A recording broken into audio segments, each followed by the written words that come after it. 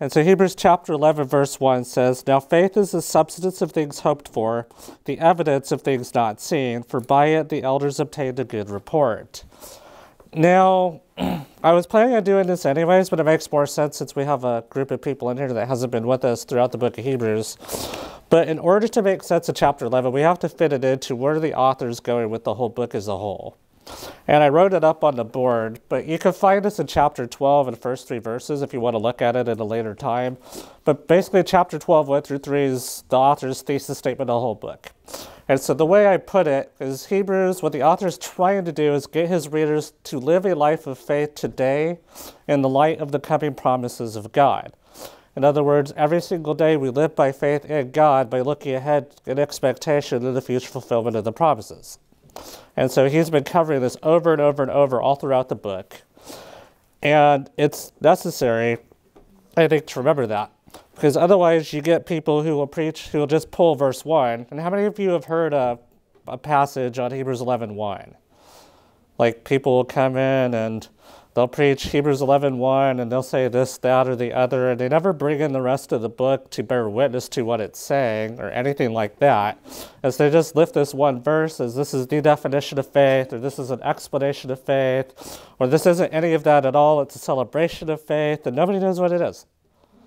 That's how it feels. When I was reading the commentaries and studying this, I was like, everyone says a lot of good things like this. You want to read some very wonderful quotes and stuff like that, read commentaries on this verse, because you'll get tons and tons and tons and tons of good quotes. But I don't feel like most of the commentaries, I would say, aren't putting it in context. They're not linking it to the actual situation the author's facing or his audience was facing, and they're not remembering like the previous 10 chapters. And so the author is building up to chapter 12, and he's going step by step by step by step by step to get there. And so you have to take verses 1 and 2 with everything else he's already said.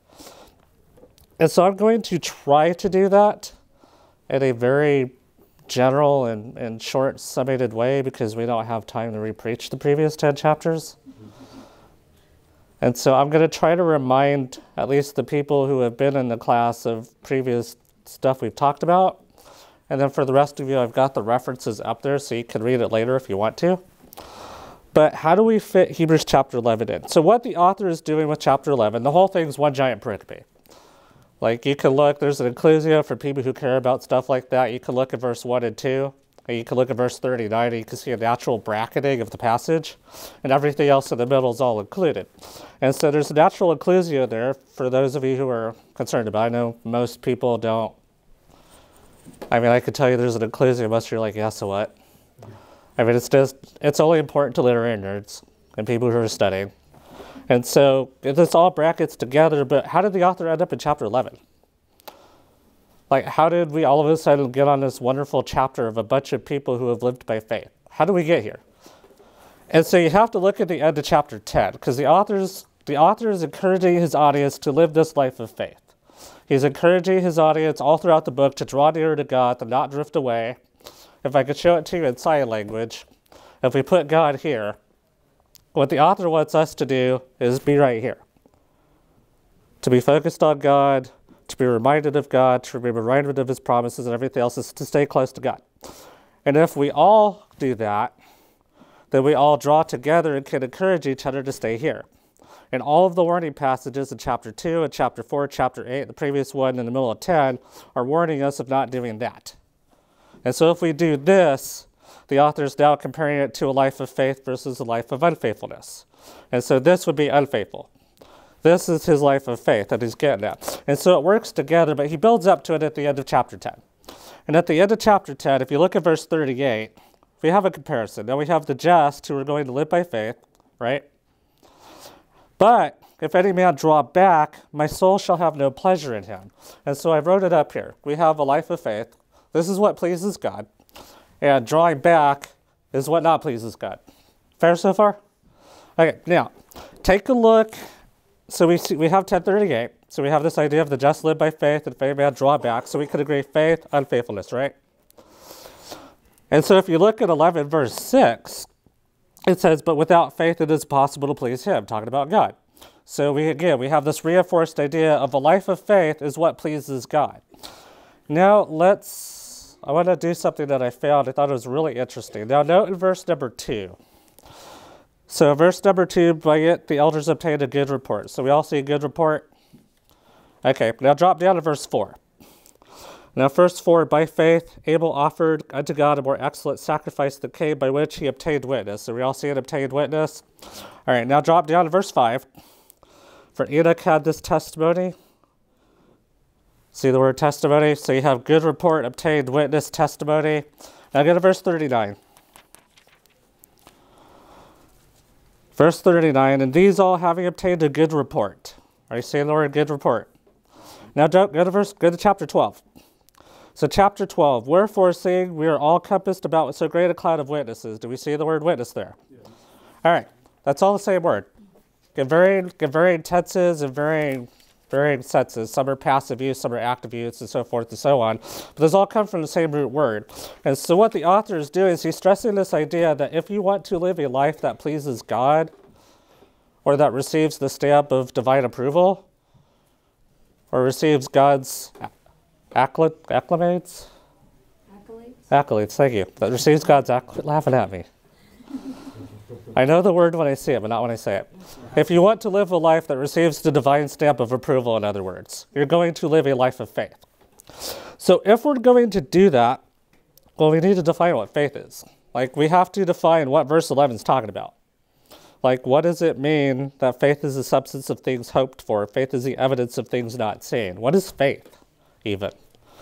And so I designed this to be more interactive today, which is bad because we're now in a giant room where I'm going to hear about the first row and nobody else, but we'll try it anyway.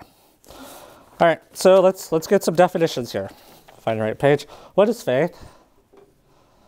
Trust. Trust, okay. Anyone else? Trust is good. What is faith? You are stoically looking at me today. Calvin. I wanted to ask, what is the root word for faith there? Okay, it's pistis. It's pistis? Uh-huh. So that is trust. Yeah. Mm-hmm. It's not a wrong answer. I'm just wondering if we can put it a little bit more in context of the book of Hebrews, because he has a goal where he's going with his word. He doesn't just say faith is trust. Believing something you can't see. Action, obedience, Okay. surrender. Okay, so we could say faith is a trust that leads to an act of obedience and surrender. Is that fair? Good. The fruit of faithfulness. Okay. And then Daryl? The evidence of things not seen but yet hoped for. Okay, that's cheating. And that's not explaining it. So basically, you all have this idea, right? Faith, basically, you can define faith. Faith or faithfulness basically means the same thing. You have the same root word, I think, that leads to both of them. So faith can be defined as fidelity or faithfulness. Somebody who can be relied on, we would call them faithful, right? Okay. And the way I put it, it's very similar to what y'all and Jody said. Faith is a belief in God that leads to conviction of God's truth, which develops a trust in God and his promises. And so that's the definition I'm going to use. And then the last part I put was faith leads to faithfulness. Okay, so we have this idea what faith is. It's an implicit trust in God. What is substance? If you could define what substance is, you'll do better than the commentators. What is substance? It's the grounds on which we have faith, or the confidence in which we have faith. Basically. So there's a couple different ways substance can be translated, and all of them fit. One of them would be the substructure foundation, like Lucas is talking about. There's also another one that you can define it as like existence or reality. And so basically, well, no, let's define the things hoped for before I put it all together. What are the things hoped for in context of the book of Hebrews? So, what's your promise? Mm-hmm. Okay, so we hope for God's promise, which is Eternal life. Eternal life, good. And His return. Christ's return, good. That's the end of chapter 9, good. Okay, and so we have this idea of faith now. If we have faith, we have these things hoped for in the future, which we'll define that as the promise of God, right? Is that fair? Yeah. Okay, so God's promises. The things we hope for. And we hope for these things because we don't have them right now, right? Like, I have a hope in the future that God has promised me when he comes back, I will have a body that doesn't have a sin nature, right? Because God's salvation was accomplished in me, but yet I still find sin in my body. And so I have to wait for this future state where God fixes all of that, and then I have a glorified body without sin. That's something that I hope for. Do I experience that now? No. Okay, so we're hoping for our sin to be removed. We're also, Hebrews is very heavily future focused in Christ's coming kingdom. He quotes Psalm 2:7 and Psalm 110 over and over and over and over again. And both of those are messianic royal psalms in anticipation of a coming king who's going to set up a kingdom and rule. And so we're expecting Christ's kingdom to come back. So all of these promises that are not yet fulfilled are made a reality because we trust in them, because I have faith in them. Okay? And so faith is looking ahead at the promises of God and trusting them in such a way that my present day life is rearranged in how I live in anticipation of what is coming. Does that make sense? So I am here, I am looking ahead to God's promises, they are made a present reality to me, therefore I have arranged my life and trust towards God. And so with that definition, you can kind of see how this is fitting in with the rest of the book of Hebrews, where the author is constantly enjoining them to draw near, to have faith, to hold fast their confidence, all these things he's alluding to. And so if faith gives us that foundation or that reality of the future promises of God, then what's the evidence of things we can't see? What is an evidence? I'm going to get to that. What is an evidence? It's a really interesting word. It means a proof or something that can be tested. And so we get this idea that's testing that we can determine to prove something. So the things I can't see are going to be things that are hoped for. So we have this parallel idea.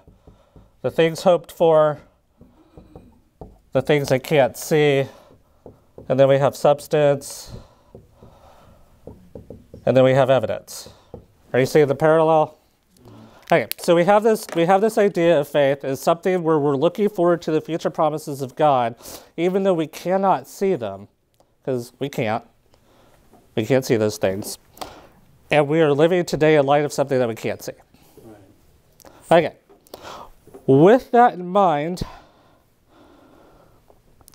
is that blind faith? No. Okay. So I'm going to read you some things.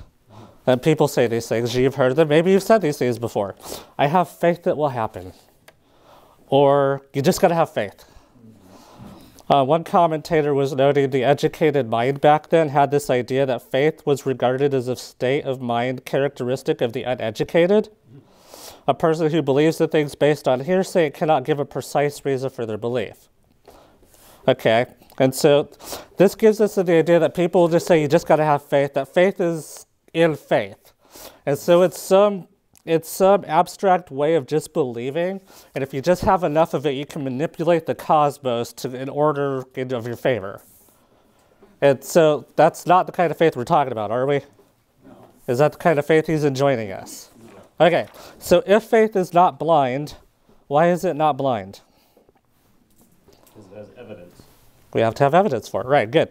So first of all, some people, for those of you who are more philosophically versed, some people are going to argue that the book of Hebrews is relying heavily on the philosophy of Plato. And so Plato had this idea of the temporal here and now versus this abstract eternal reality that never changes.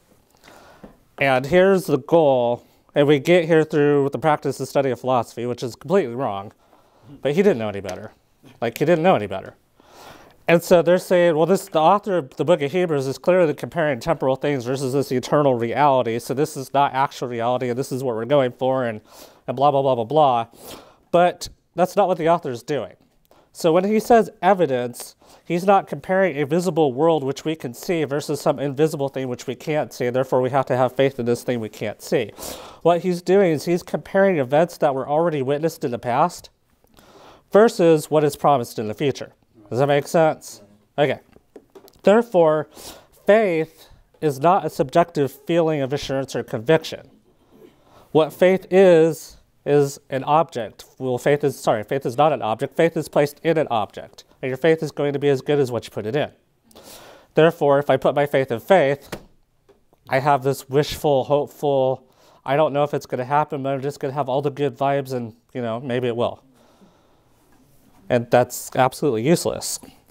But the object of our faith is God. Why do we put our faith in God? Because we have good reason to believe that what he says will come to pass. Okay, why? Because of the evidence of what we've seen. Yeah. Do. What evidence? By faith, the saints receive their rewards. We see the evidence in the rewards and accolades that those who came before us got for their faith. There you go. Good. I guess also we have the evidence in our lives, things that God provide to us, that He will not let us down. We have it for us, so that's Okay. So the evidence is more or less on that, although that's true. Okay, we have evidence of that. The evidence is more on what AJ's saying. The evidence that we have for why we can trust God and why we believe God is going to fulfill his promises is what Lucas was doing that y'all couldn't see. He's waving this. You can go through the entirety of the Old Testament and see how God has made promises to certain individuals and see how he has kept those. And because we know that the nature of God is unchanging, we understand that if God has made promises to us today, he will also keep those. And so the nature of our faith isn't blind. Obviously, we can't see the future promises, but that doesn't mean our faith is blind. It just means we look back on what God has already done, and that gives us the grounds and conviction and the substance or the foundation to understand what God has promised in the future is absolutely going to happen, whether it happens in our lifetime or not. Because you could go to the end of chapter 11 and see people who have lived lives of faith, even people like Gideon and Samson, which you'll scratch your head thinking about that, and see how some people who had faith were conquerors, and they overcame their obstacles. And some people who had faith got killed. And so this idea of living a life of faith doesn't mean you're going to be a conqueror. It just means this is what pleases God no matter what you face in life, no matter whether you have a smooth life or whether you have trials. I know one poor lady who basically has fought every single obstacle that came into her life. And she's one of those people that are just cursed with bad luck, so to speak. You all know at least one of those people in your life where if something bad is going to happen, it happens to that poor person, right? And yet, she's one of the most faithful ladies I've ever met. And her faith is evidenced by the fact that no matter what happens in her life, she continues to trust in God and continue to push forward with his work.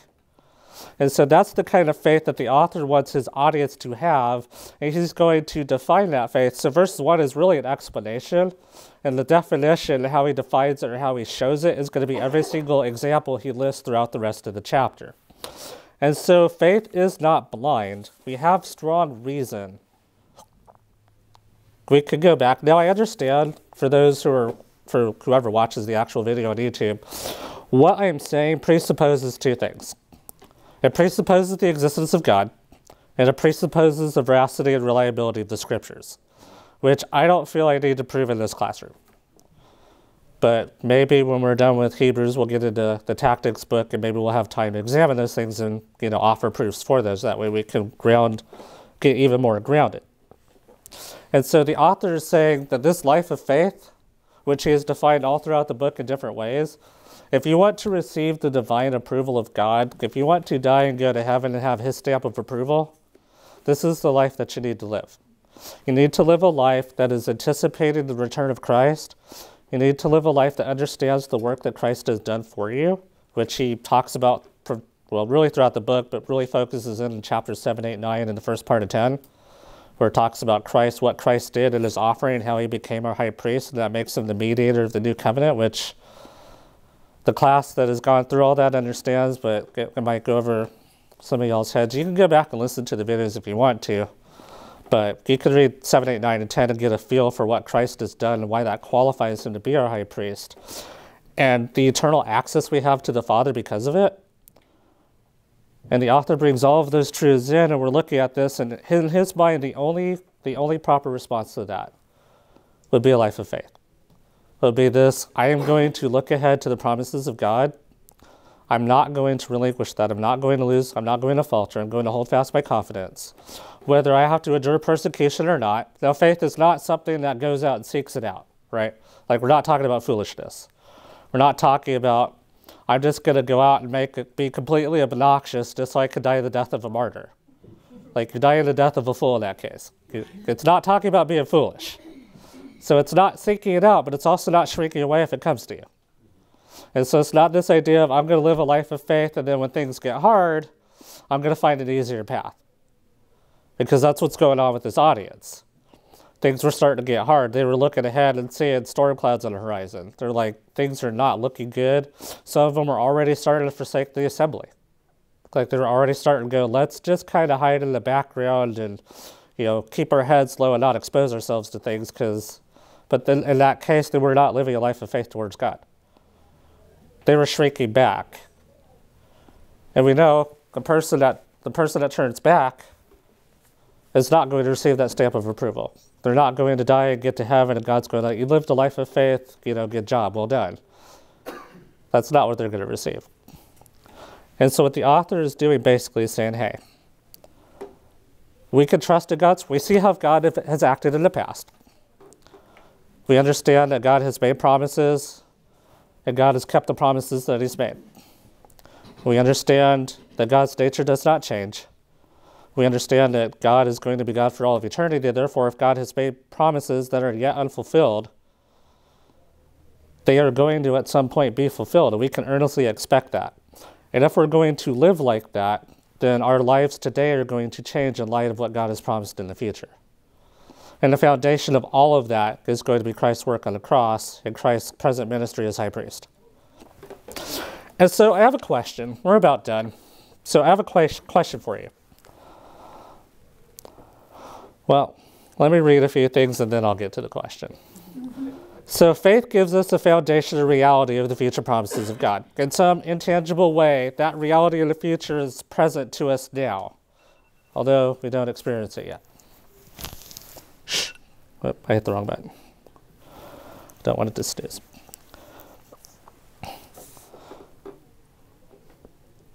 Already said that.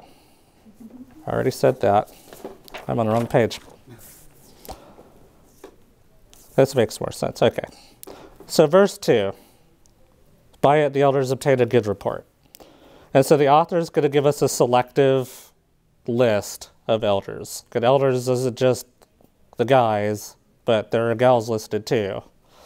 And so he's going to give a selective list, and the point isn't to analyze what every single person on the list did. The point, he's looking at the outcomes of what happened as the life of how God has worked through their faith in fulfilling his promises. And so one author puts it this way: a life of faith is a believing response to the promise of God. So I'll read that one again because I really like that quote. A life of faith is a believing response to the promise of God. So we see the promises that God has made, and it shapes and affects how we live today. Now that seems really easy to do when life is good, because if life is good, you don't have any trials, nothing's tested, right? And so honestly, you don't really see if you're actually doing it well or not until the trials come. But it doesn't matter if the trials come or not. If we try to live a life of faith today, then we can live a life of faith in the future, hopefully. And so the things that we hope for, this stuff up here, hasn't happened yet. It might not happen in our lifetime. Like, you have a whole slew of people in the Old Testament that never saw those promises. Like the end of chapter 11, it says they didn't obtain it. They were waiting for it. They were living in light of it. They never obtained it. But they still lived a life of faith because they were anticipating it. And so whether we receive the promise or not, whether life is good or life is horrible, none of that should affect the fact that our job, what we want to do in life, is live a life of faith. That way we can receive God's approval. That way God's stamp of approval is on our lives. That way we can show forth to the people around us that, hey, this is what a life of faith looks like, no matter what's going on. And so with that in mind, the question that came to my mind is, does my life, or does our life, does your life, however you want to put this, reflect that kind of faith, the kind of faith that would receive God's approval? Does your life reflect that? Are you living today in light of the promises that God has made? Are you eagerly anticipating the coming of Christ? Does your life look like you are? And the next question I had is, do you even want your life to look like that? Because a lot of us, it's easy to say, yeah, sure, fine. Yeah, I want my life, or yeah, I think my life does. But if you want to be honest with yourself, if it doesn't, do you want it to? Do you have any reason for it to? And so I thought I would leave you with those two questions. Does your life reflect the kind of faith that received God's approval? And if not, do you even want it to? And if you don't want it to, there's an issue. And so that's the lesson. And so I guess y'all are dismissed.